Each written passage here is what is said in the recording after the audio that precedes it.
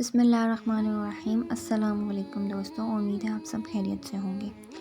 حضرت خالد بن ولید رضی اللہ تعالیٰ نے عیسائیوں کے ایک قلعے کا موازنہ کیا تو ان کا سب سے بوڑھا پادری آپ کے پاس آیا۔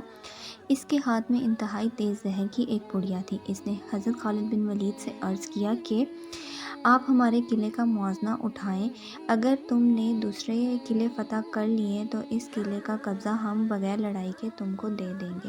حضرت خالد بن ولید رضی اللہ تعالیٰ نے فرمایا، نہیں، ہم پہلے اس قلعے کو فتح کریں گے، بعد میں کسی دوسرے قلعے کا رخ کریں گے۔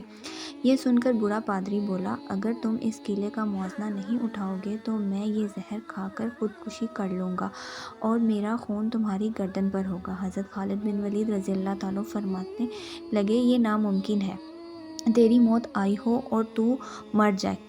بوڑھا پادری بولا، اگر تمہیں یقین ہے تو لو، پھر یہ زہر کھا لو۔ حضرت خالد بن ولید رضی اللہ تعالیٰ نے وہ زہر کی پڑیا پکڑی اور وہ زہر پھونڈ گئے اور اوپر سے پانی پی لیا۔ بوڑھا پادری کو مکمل یقین تھا کہ یہ چند لمحے میں موت کی وادیوں میں پہنچ جائیں گے، مگر وہ یہ دیکھ کر حیران رہ گیا۔ چند منٹ بعد آپ کے بدن پر پسینہ آیا، اس کے علاوہ کچھ بھی نہ ہوا۔ حضرت خالد بن ولید رضی اللہ تعالیٰ نے پادری سے مخاطب ہو کر فرمایا، دیکھو، اگر موت نہ آئی ہو تو زہر کچھ نہیں بگاڑتا۔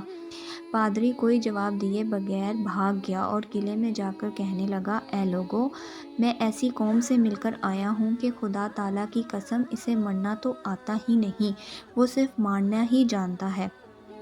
جتنا زہر اس کے ایک آدمی نے کھا لیا، اتنا اگر پانی میں ملا کر ہم تمام اہل قلعہ کھاتے تو یقیناً مر جاتے، مگر اس آدمی کا مرنا تو دور کنار، وہ بے ہوش بھی نہیں ہوا۔